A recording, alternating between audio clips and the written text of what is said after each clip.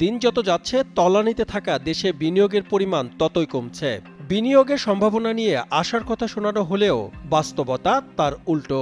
এর নেতিবাচক প্রভাব পড়ছে দেশের অর্থনীতিতেও।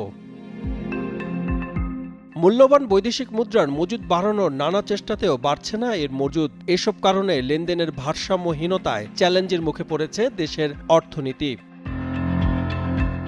মূলত দেশের রাজনৈতিক অস্থিরতাকেই এর জন্য দায়ী করছেন বিশেষজ্ঞরা। রাজনৈতিক পরিস্থিতি স্থিতিশীল না হওয়ায় বিদেশি বিনিয়োগকারীদের আস্থা বাড়ানো সম্ভব হয়নি জানিয়ে বিশেষজ্ঞরা বলছেন, আগামী দিনে নির্বাচিত রাজনৈতিক সরকার ছাড়া বিনিয়োগের স্থিতিশীল পরিবেশ তৈরি হবে না।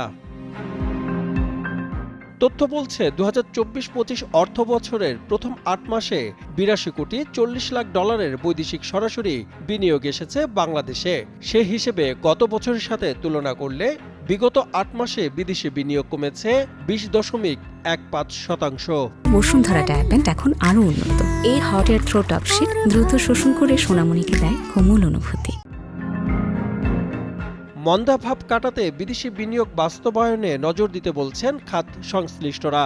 দেশে রাজনৈতিক অস্থিরতা ও অর্থনৈতিক সংকট, ডলার ঘাটতি এবং আইন শৃঙ্খলা পরিস্থিতির অবনতির কারণে সরাসরি বিদেশি বিনিয়োগ কমেছে।